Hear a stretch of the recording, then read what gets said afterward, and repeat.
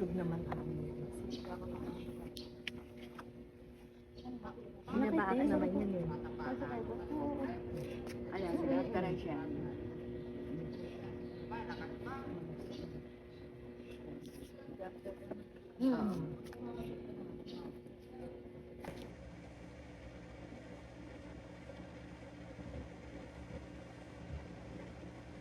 And good morning po. Nakagising ko lang po ng dahil anong oras na po kami nakauwi kagabi. Galing dun sa Las Piñas kung saan yung funeral na dinalhan kay Clarice. And awa po ng Diyos na ilabas na natin si Clarice doon. At update ko po kayo no na dito po si Clarice burol po sa bahay ko po. Ayan, sa mga gusto pong pumunta sa kanya, mag-message na lang po kayo sa akin or kay Bench po. At ngayong araw po, ayan, maaga akong bumangon kasi nga, yan, wala pa po kasi si Clarice damit. At bibilihan pa po namin siya ng damit ngayon. At next po, ihatid po namin dun sa funeral na mag-aasikaso naman sa kanya dito sa San Pedro. And kaya, update po namin kay mamaya, mga kababayan, no, pag nakabili na po kami ng damit. And salamat po and God bless. Ayan, nandito po kami sa anong palengke ng opinion, no, para maghanap ng masusuot ni Clarissa.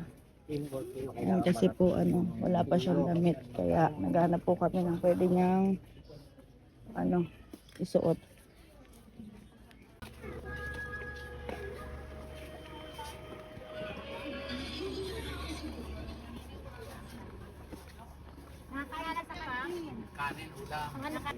Sa likod naman ang Binabaka naman yun eh. ayan, sinagkaran siya.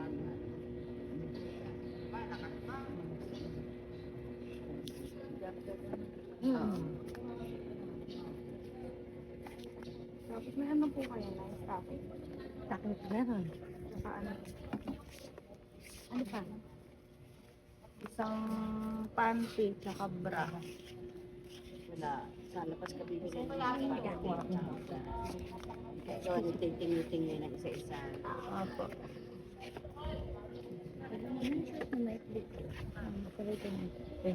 Di ba, ano yung trend? Sino katen para po kay Clarice? Nakidong ko kung bakit. Diyan kasi siya sa sabog. Huwag ka nang mangarap na magsuot pa ng ng puti.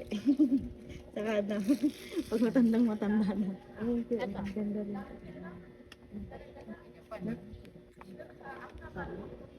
Ito lang mga puti. Stocking na po. Anti na siya. 150. Puti. 650 mo binigay? That's 157. Bali. Para ikan. Sa labas na yan, mga trato na tayo.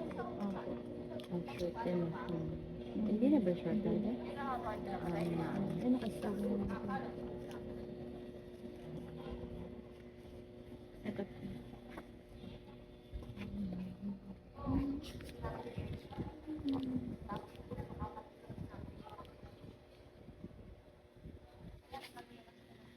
Sakop.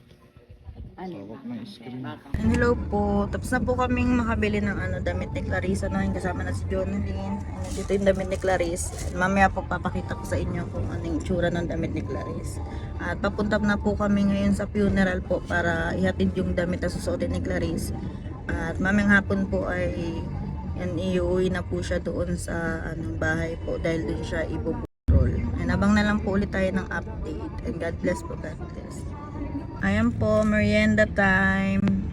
At pauwi na rin po kami dahil nahatid na po namin yung damit na susuotin ni Clarissa. Ayan, mag-aantay na lang po kami ng paghatid po ng funeral doon sa ni Clarissa. At abang-abang na lang po mga kababayan sa update at mga live po. Ayan, maraming salamat po and God bless po. Yung ginutom si Jonalyn. God bless po, God bless.